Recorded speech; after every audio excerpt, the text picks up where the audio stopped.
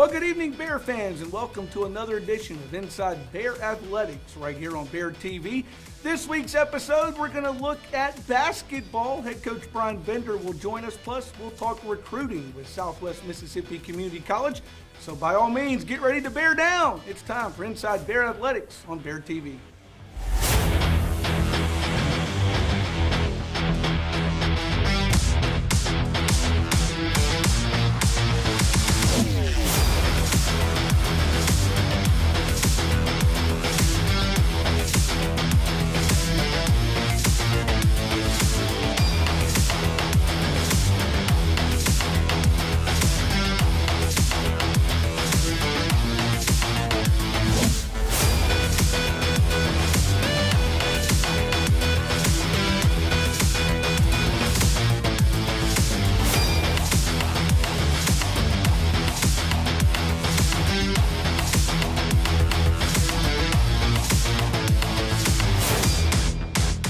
Welcome back to Inside Bear Athletics here on Bear TV. Tonight we visit with the head basketball coach of the Bears, Coach Brian Bender. Coach, first off, welcome to the program. Thanks for having me. Well, before we talk basketball, let's talk what most importantly has happened in Coach Brian Bender's life, and that's a new addition to the family, right? Yeah, me and my wife, we now have an infant. So she's 6 weeks old tomorrow. She's born on September 8th, and the cutest little kid you could find, and she's been adorable. She tried our first scrimmage the other day, had some big headphones on, and we changed her 100 times. And we've had a lot of family come to visit, but it's been a blessing for sure, and exciting times in our family. And my wife is a saint, and been phenomenal with her, and it's been a fun adjustment. And sleep patterns a little intermittent, but I'm here, and we're ready for a season moving forward, and having her be another fan. Yeah, Brian Bender used to lose sleep due to basketball. Now he's losing sleep due to an infant. Well, Coach, let's talk basketball as we get ready. First off, let's talk about the end of last season. You no more get done with basketball before this thing called COVID hits, and it changed everything about the way you like to do things. You're very much a hands-on kind of coach. Yeah. It changed in the fact that suddenly all the kids went home, the campus was empty, and you were in front of a computer screen. Kind of tell us how that went. Yeah, there were interesting times for sure, but you got to adjust on the fly as a leader. But yeah, so March 6th, it was a Friday before spring break. We were sending them home. Our season had just completed, and we are going to see them again in like 8 to 10 days on that Monday. And then we postponed school, and I was actually in Minnesota for that break, visiting some family and different things. And so we were up there, and didn't see them again. We did a virtual graduation.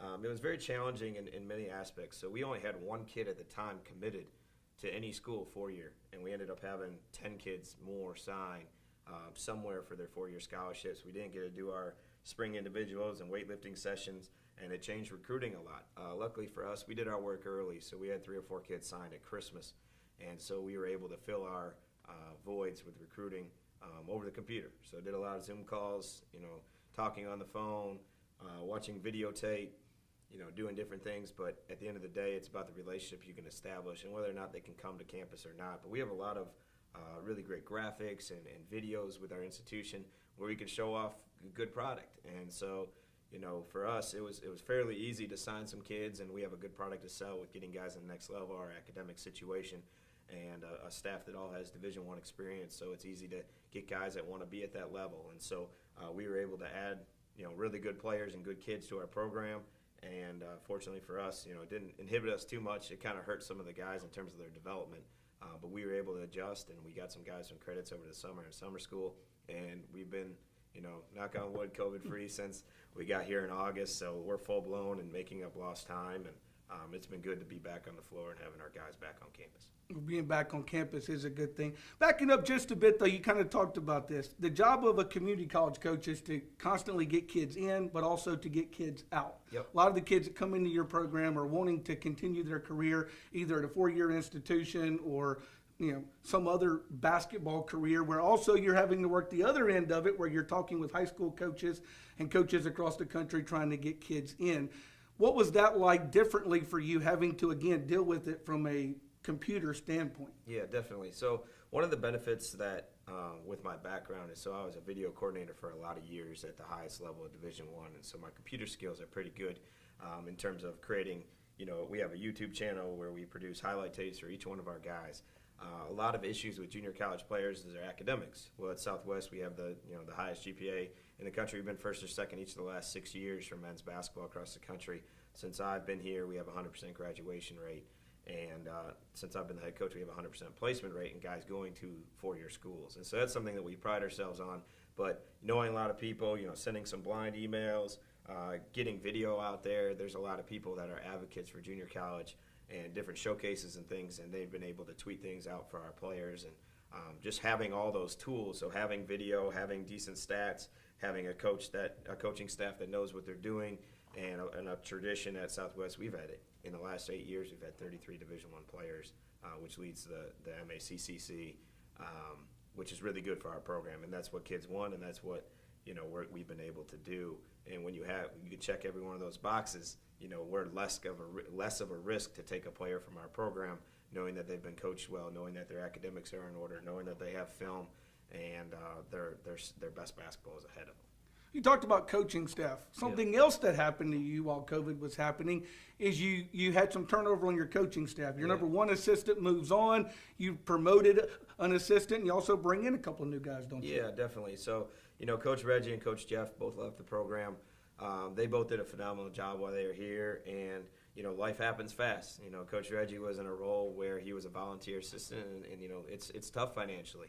And then Coach Jeff, he was one of those guys where he was kind of doing some side stuff as he was working here sometimes, and I think sometimes it's just tough being a single guy in Summit, Mississippi, and COVID opened up a lot of different things for a lot of people. You kind of took a second guess at your life and what are you doing with it, and what's the purpose, what is your why, where does your passion really lie? And I think both of them will be back in coaching, but at the time, everything's about timing in your life, and so we were fortunate to be able to coach, to have Coach Vince Thibodeau move up to my top guy. He was a volunteer last year. He's more than qualified. He is phenomenal with our players, great recruiter, great communicator with our players, relationship guy. He knows basketball. He's a phenomenal role model for these guys, and I'm very fortunate to have him. And we also were able to add two other assistants. So one is Zack Barnes, who actually was on the 2016 championship team here under Coach Gray and Coach Farrell, and he was just finishing his career at Mississippi Valley. And the opportunity presented himself, and he jumped at it. He's a Southwest guy. He loved his time here, and those are the type of people you want around. You want alums. You want guys that have invested interest, and he also has he's from Jackson area, so he has Jackson ties, which will help with recruiting, and he's very good on the floor and things like that, and he's learning as a young coach. And then we added Corey Schmidt, who kind of an interesting situation. So he was at Wake Forest, and their staff got let go. So he was working for Danny Manning in the ACC, kind of did some video, kind of did some analytic things. He was a director of operations before that at University of New Orleans, so Division I, so he knows the area, knows the region, and he was a manager in GA at Belmont, which is a basketball school through and through in Nashville. So him too, he was looking for an opportunity to coach. He's done all the other stuff. You just need that little coaching and on the floor experience and recruiting, and he's been phenomenal. He's hit the ground running. He's really organized. He's kept me more organized than any other person in my life. So it's been exciting to have both those guys here. They're both hungry. They're both great workers. They're both genuine people and great assets to Southwest in our program. Well, Coach, let's move on to the players. We talked just a moment ago about getting players in, getting players out. But one thing you have to depend on are the players that are left in the program, because those are the ones you really have to look to. They're the ones that were on the bus with you last year, that did this grind with you. So tell us about the players coming back this year. Yeah, it's a great question. So one of the biggest things with me as a head coach, especially recently, is developing your leadership skills and your culture. And so each year I've been here, we've had a lot of turnover, and some of that's due to, we've had really good freshmen, and when freshmen are really good and they have the grades and they have the opportunity to go Division I, you got to let them go. You got to do what's in best interest for your program and those players. Now selfishly, you want to keep them, but at the end of the day, it's not about you. It's not about, it's about the future, and they put their trust in you as a coach. We have 6 guys that were in the program last year that are now on this year's roster. So 2 of them played in games. Kirian, he goes by Crayon Gatson. Took a giant stride from last year. Played sparingly. He has the assets, really long arms. He can handle. He can pass. And he started in our scrimmage yesterday. And he's been a phenomenal player for us and really developed as a player. And then Zyshawn Jenkins is the other one. Zyshawn's kind of that tweener. He can play the 1, the 2, the 3, the 4 at 6'7", got perimeter skills, and he can drive it and can really pass. And so those guys are the two main guys that people would know. We redshirted 3 players, TJ Credit from Natchez, Quincy Young from Tylertown, who's a big body skill player, and LaFollette Bogan from Brookhaven. And Folly was our second leading scorer yesterday in our scrimmage. He can shoot it at 6'3", 6'4", can do a lot of different things. And then we signed 3 Division I transfers this year. 2 actually were in-state players, which is huge for our program when we have those in-state, out-of-state restrictions. One of those is Tata Strickland. He's from Corinth up north, and he was a transfer from Morehead State. He tore his Achilles his freshman year, wasn't playing a lot, started his sophomore year, so he joined us at Christmas. So he kind of saw some of the stuff that we were doing towards the end of the year and that first half of the second semester, and he knows what it takes, and he's a pretty good player for us. He can do a lot of things, and, he's older. He's 21 years old, which, anytime you could add old guys to a junior college roster, you want to do it. So those 6 guys were in our program, and having Coach Vince back and myself, and you have a good core of a foundation of culture, and we're teaching those other guys, and we brought in a blend of a lot of different guys, freshman qualifiers, freshman non-qualifiers, like I said, a couple other Division I transfers, and some guys that redshirted last year. So we have a very unique range of age and skill set, and we got 15 really good players, really good people, really good students. We got 6 kids on ACT scholarship, which at junior college is very rare. It makes my job easier when you got good kids. Well, Coach, let's talk about those good kids. And let's move to the out-of-state. You can't miss when you come to those out-of-state players, especially in Mississippi JUCO. The way this league is set up, you only get so many, so you have to make those count. Who can we expect out-of-state for Coach so Brown-Bender? we signed 3 new players. Devin Evans was one of our out-of-staters. He signed in Nebraska, Omaha. Good News Capigo signed at Valparaiso. And got a mind block on our other. Spencer Rogers was the other one last year. He signed at Kennesaw. So we hit good spots with those guys last year with all of them signing Division I. So we brought in 3 players, one of which is Mazay Blake. He's from Hargrave Military Academy. That's a historic basketball school. He actually played on the high school team, was a leading scorer and assist man on the high school team. He's pretty good. He's fun to watch. He's extremely fast. He can score that thing. He's a little thin right now, but he's gained some weight since he's been here. He's gained about 12 pounds. But he's a shot out of a cannon. He's zipping in and out. He can really handle the basketball, and he's a great kid. He's always smiling, always has a great personality, and he's from the D.C. area up in Maryland. And then we added a kid named Mikhail Carter. He goes by Kale. He is a transfer from USC Upstate. So if you remember a couple years ago, we had Avery Diggs, who was a USC Upstate transfer, and he played at this prep school called PHS Prep. And Aaron Holmes was his coach, and he does a phenomenal job with these young guys. He's actually coming to scrimmage us on Saturday with his high school team this year. But he's an older kid. He played sparingly. He's 6'6". He can handle the ball. He can really get downhill, and he can make shots, which is what you need in this league. And then we signed a big kid named Malik Lameen. He's from Minnesota. He's 6'10". He bounced around a couple high schools and different things. I'm shocked that he was available. He's a freshman qualifier, 6'10", can block shots. He's got a unique skill set, and he moves really well for his size. He cut about 40 pounds in the last year and a half, and so he's really mobile and great kid, good personality, and those 3 guys will be major contributors for us this year. Of course, I know you and your coaching staff all have ties to basketball in so many different directions, but the name Southwest Mississippi Community College in basketball now is a little bit more better known name, so it's kind of easier sometimes to get some of these guys that maybe 10 years ago would have never thought about Summit, Mississippi, now getting them to come play because of like I said, the last 6-7 year history of Southwest basketball. Yeah, since they opened the state, I think Southwest has been, I think we've gone to the playoffs 7 of the last 8 years. Like I said, we lead the league in Division I players in the last 8 years. Academically, no one's touching what we're doing. And we have a great product to sell. We have brand new dorms on campus, great meal plan, faculty and staff that works with our players. We have great administration with Dr. Bishop and Coach Wallace. And, I would say that we're a basketball school. And we've had a lot of success with our coaches too, with Coach Gray being at Ole Miss, the coach over at McNeese State. You got Andy Farrell now at Dayton. And so, Coach Ainsworth now at Mississippi College. They've all done a really good job as coaches moving on as well. And so we built that foundation, and people know about us nationally. So in the last 3 years, we've had 9 freshmen sign Division I, which leads the United States, at a place where we only get 2 out-of-state scholarships and 6 in-state scholarships. That's unheard of. We've done a really good job of getting guys to the next level, and they've produced when they've gotten there.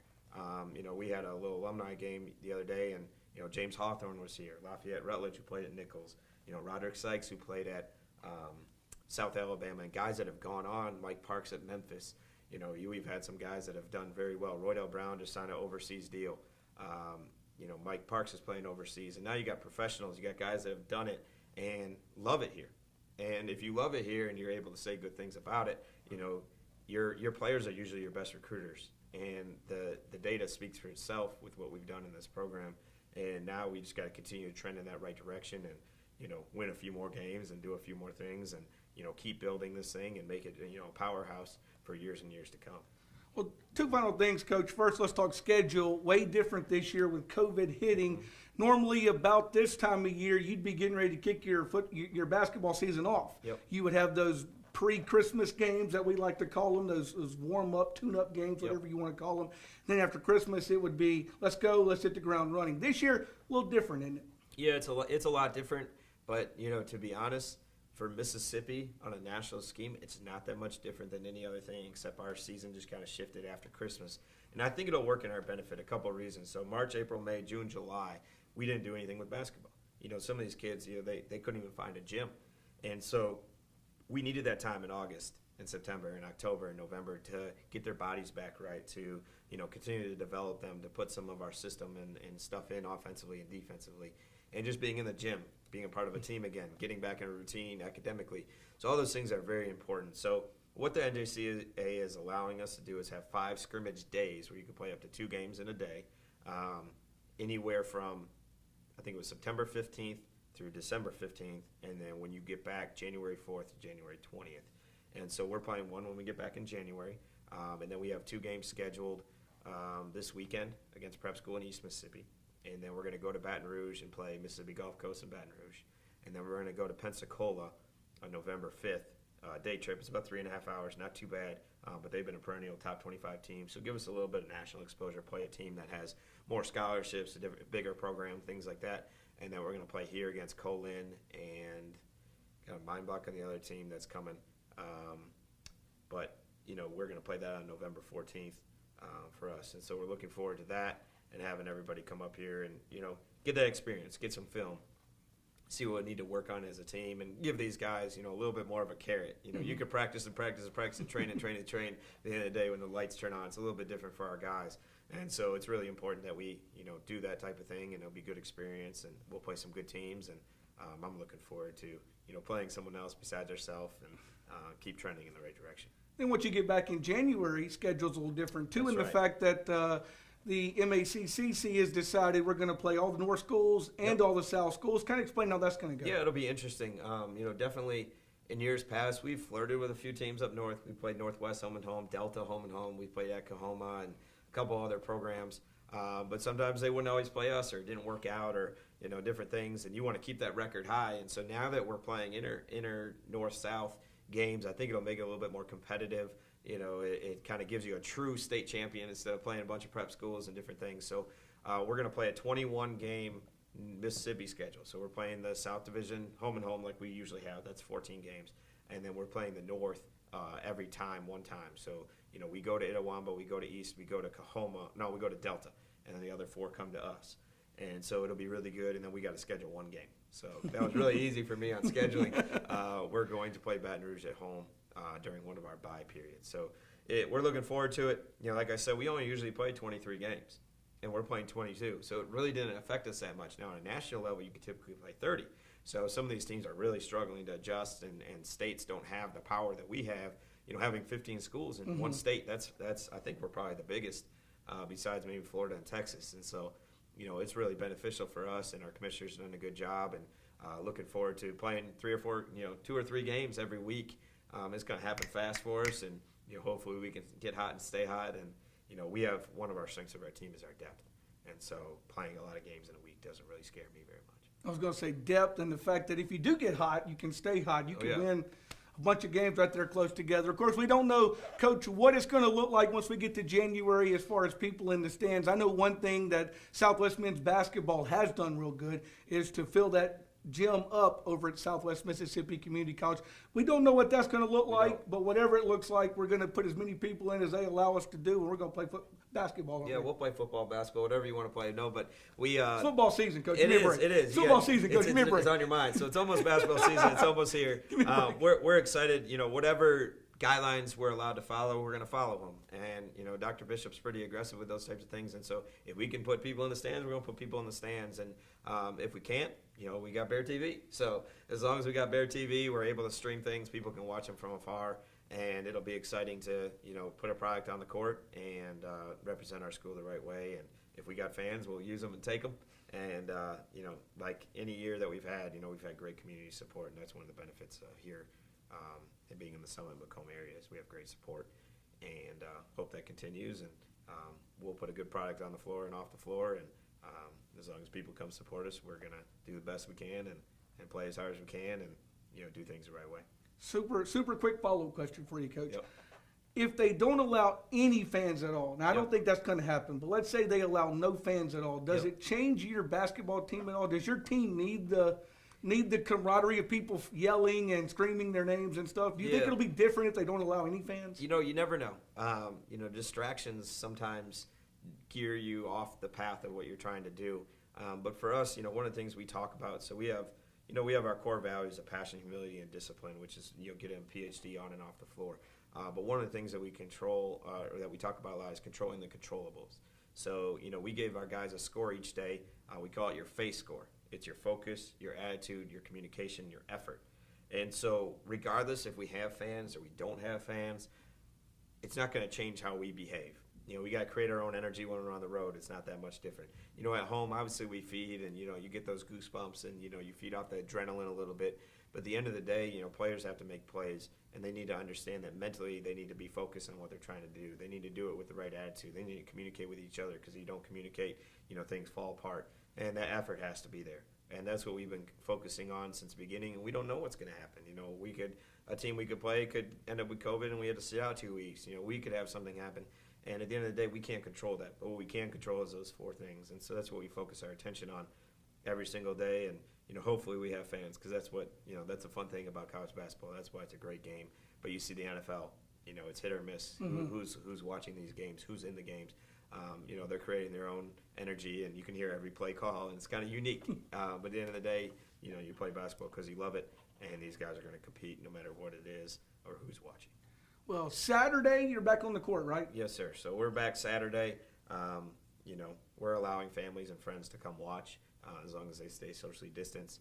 But should be good. We're playing at 1 and at 4, and then at 2:30, East Mississippi's playing the prep school. So there'll be 3 games total, and it'll be good to get the shoes squeaking and the whistles going, and hopefully we make some highlight plays and find a way to play everybody, give everybody a chance to compete, and see what we got. Because at the end of the day, it's different between practice and games, but we'll be excited and ready to go. Well, Coach, we look forward to it. Of course, Saturday with the scrimmage, and then, of course, in January, once we get the season started, when they start counting on the win-loss record for Coach Brian Bender and his Bears. Coach, thanks for joining us. We look forward to the basketball season getting started, and go Bears. Thank you. Appreciate it. When we come back, we'll talk more with Southwest Mississippi Community College, a little recruiting on the college level, not just on the sports level, when we return on Bear TV.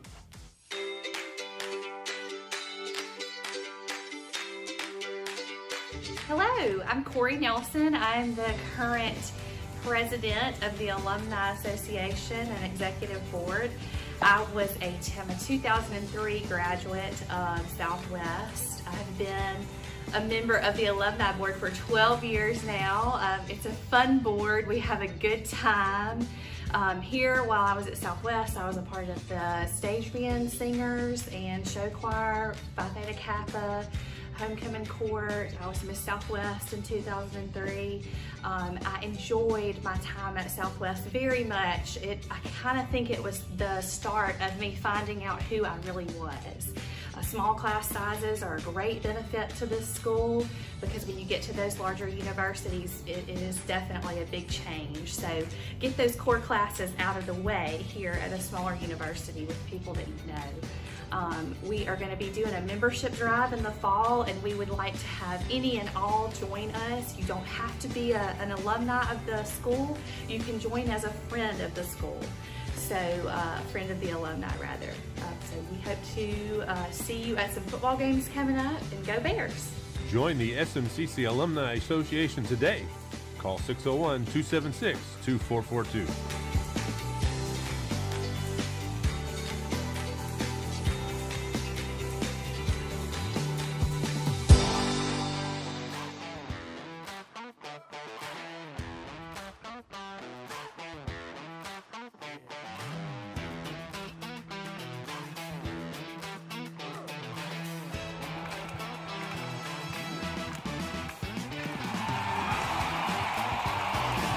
It's time to get excited about Southwest Athletics. Football season is nearly here. The SMCC All-Sport Athletic Pass will give you admission to every home game of every sport for the whole academic year. Get your All-Sport Season Pass at www.southwestbearathletics.com. Thank you for supporting Southwest Athletics. Get your all-sport season pass today. Reach the summit.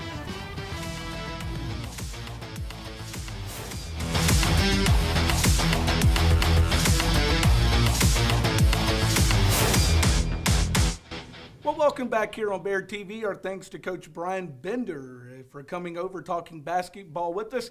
You know, we talked a lot about recruiting with Coach Brian Bender and how it's changed. Well, we're going to talk recruiting to Southwest. Miss Karen Lee Brister joining us now on Inside Bear Athletics. Karen Lee, good afternoon. Good afternoon, Benji.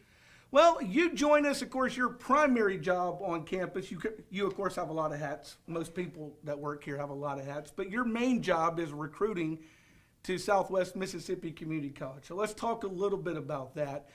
The fact that COVID changed a lot in the sports world, but it also changed a lot as far as the school world goes.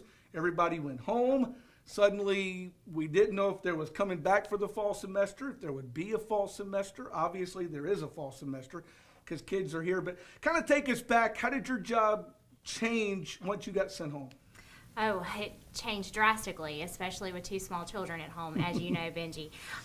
But we, the first thing we did was start working with helping our current students, making sure that they transition to online instruction well. Mainly for me, because I don't teach a class, that was just support, being there to answer emails, answer phone calls. Most of us had our office phones forwarded to our cell phone, so our students were able to get in contact with us throughout that whole time period. And then starting recruitment, so I started cold calling a lot of the seniors and making sure that they were where they needed to be with everything, and trying to make sure they got in touch with the proper personnel in the different offices. Even though we weren't on campus, we were all still available. So things changed very quickly, like they did in everybody's jobs. And then, of course, trying to help them transition and schedule classes for the fall semester so they didn't get behind with that either. And then, of course, as we've been here in the fall, recruitment has looked completely different. I was going to say, the next question is, you find out, hey, there's going to be a fall semester. You're going to get back into the office, and that's great. But it's still different than it was at this point last year, in the fact that I know you visit a lot of different schools. Some you've been able to visit, others you've had to Zoom call. What's it been like trying to connect with these kids over Zoom? Well, I'll have to go back. I remember in May I had a conversation with our fearless leader, Dr. Bishop, and we were talking over the phone, trying to get ready and talk about where recruitment was going and what was going to happen next. And I gave him some ideas, and he said, I know that you're really ready to be out there, because he knows how much of a people person I am. And I was actually at North Pike High School this morning in a assembly. We were social distance. I was quite a bit away from them, but I was able to speak to them in person, which was fantastic. But I said, hopefully in May we'll be mask off and I'll be able to give you all a hug for graduation. But until then, we're just trying to get through this together. So one thing that we're doing is we're offering virtual recruitment for our high schools. So like I have a Zoom meeting set up with every history class for one of our local high schools coming up on Wednesday. This past Friday, I Zoomed with one of our other high schools. So we're just trying to meet the students and the administration of our local high schools where they are. So whatever that looks like for them. If they're able to accommodate us in a safe manner and we're able to go in and see them personally, you know, at Southwest we are all about that personal touch. But if virtual is better for them, more accommodating for their students, then and safer for their students and for us, we're trying to meet them there as well. We talk about recruiting and how much it's changed. Now that school started back, one of the things I know you look forward to every year, especially with one of your other hats, is planning these events like the Princess Ball and having the Bear Trackers out doing things. Kind of tell us what that has looked like as school's gotten started back. Well, it's been very different because, as you know, even when we are able to have events, you know, we're social distance, we're trying to be safe for our students. So we haven't actually had any Bear Tracker events this year, but we are giving our option for those students who are returning Bear Trackers to still be a part of the team. And we're trying to work on some programming right now, so they'll still be able to have some sense of normalcy. So that programming may be virtual hangouts or, you know, you're on your own Zoom Sonic happy hour, you know, where everybody can just, you know, grab a Coca-Cola and, you know, kind of hang out by their computer and you know, talk and kind of visit together. So it's been very different, and we're very hopeful for the spring semester. And this has definitely been outside of my comfort zone because I thrive on events and visiting with people and hugging people and getting to know people that way. But, you know, it's really, our students are so resilient. Like I've said that from the beginning. Not just our current Southwest students, but all of our recruits, last year's graduating class and this year's graduating class, they're rolling with the flow better than I think any of us could. I mean, they're jumping in there, they're doing what we're asking them to do, and so that's making things a lot easier. And that was kind of the next direction I was going to take you, being able to talk. You talk to a lot of kids, both seniors and students here on campus. COVID has changed the way they do everything as well. So how do you feel like the kids, both high school seniors and current students here at Southwest, have been handling it? I do. I think resilient is a great word because they are going with the flow. Like, we're asking them to, well, our entire culture, our entire society just changed in a matter of weeks here in Mississippi. And, you know, here we are asking them to do all of these things that are being asked of us, you know, passed down from what, you know, our guidelines and things like that. And now our amazing COVID task force here on campus, which I don't know how those guys do everything. They're doing an awesome job. But we're asking them to do all of that and then still be teenagers also. Still go to class and still do things and like, you know, yeah. They're doing great, you know.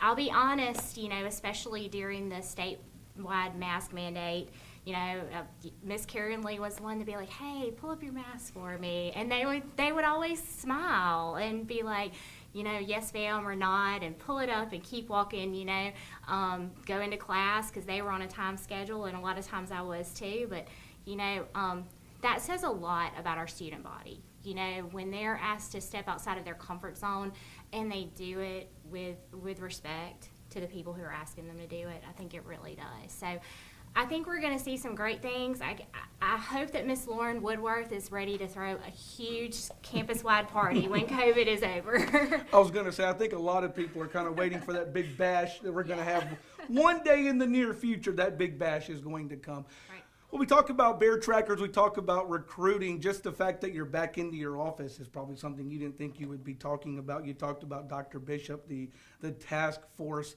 getting ready for the semester. I know that was even a big deal. Just even getting back on campus was a big deal for you, wasn't it? It really was, and I'll be completely transparent because that's how I am in my recruitment, and I know some of my prospective students might watch this, but I've been extra cautious with COVID. You know, a lot of people know my family and my children's medical background, so I've been super cautious with COVID just all the way around. And I've been very thankful that my colleagues and my students have kind of rallied me in that and supported me in that, even if they were different in their view on the disease than I was. I think we're all getting to a point where we're getting more comfortable in our surrounding, which is good, because I love that we're able to work together and sit together and things like that. But the students have really been accepting of that and caring, and I really appreciate that. So yeah, it was great.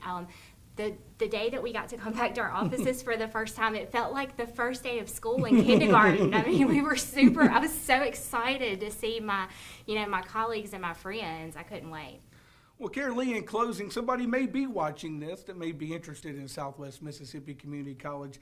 Of course, just real quick, give us a quick come to Southwest spill. Oh, I'm telling you. One of the things that I think is so incredible about Southwest Mississippi Community College in Summit, Mississippi, is that when we were in the middle of a wildfire catching of a global pandemic right here in Mississippi, Southwest students were able to transition to online instruction at the drop of a hat almost, because we had the technology right here to be able to do that. So we went from on-campus instruction to online instruction in a matter of days. That is one reason, is because our amazing faculty and staff here at Southwest. We're here because we love our jobs. Right now we're one of the top 100, for the fourth year in a row, one of the top 100 colleges and universities to work for in the nation. So when we transitioned, you've got to also remember we are number one in the nation for online classes for community colleges. So when you look at that, we had the perfect formula to make the best of we could of a really crazy situation. Southwest also ranks number 15 in the nation for community colleges and number 1 in the state of Mississippi. So really, COVID or not, if you want to come and be part of a winning team, Southwest Mississippi Community College is the place to do that. One of our taglines a few years ago was, "It's a great day to be a Bear." And, our students love that, because it's always a good day at Southwest. It really is. And Southwest is a place for everybody. You can be part of one of our academic programs that transfer onto a four-year university, or some of our career technical programs, which also have some options to get a four-year degree in.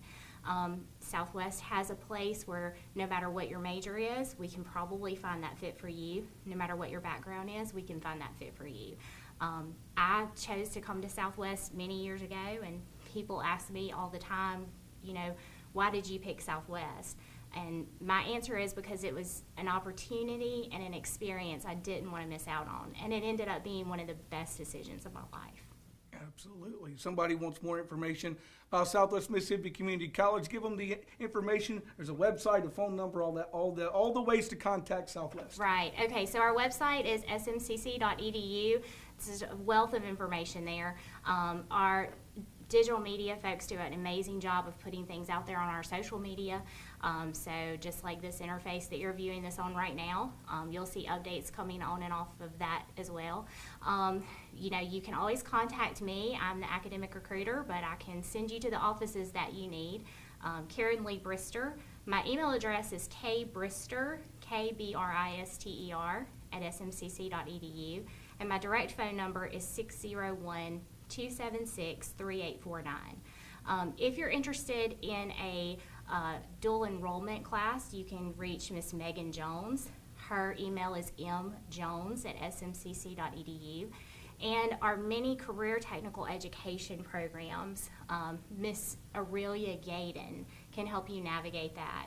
She is our career technical counselor for career technical education, and she is at 601-276-3722. You're pretty impressed I got all of that off the top of my head. I was going to say, and I'm the one with cheat notes over here, not you, so there you go. That's part of my work tribe, so we're constantly calling and emailing each other. Absolutely. Well, if you do want more information, start, of course, on the website, smcc.edu, and then, of course, all the information you just gave is on here as well. Karen Lee, we're back on campus. That's great. We're back ready to go for the fall semester. Looking forward to brighter days ahead at Southwest Mississippi Community College. Thanks so much. Yes, sir. Thank you. That's Karen Lee Brister. Thanks for joining us here on Bear TV for another edition of Inside Bear Athletics. And don't forget, Thursday night, the Bears are in action out at John I. Hurst Stadium, Monroe McKelvin Field. Jones College will be in town. We'll be on the air with you here on Bear TV. 6:30 the kickoff. We'll join you around 6:15 with the pregame show. Until next Tuesday night, thanks for joining us for another edition of Inside Bear Athletics, which you can see right here on Bear TV and on all the social media platforms of Southwest Mississippi Community College. Bear down, go Bears, and have a great day, everybody.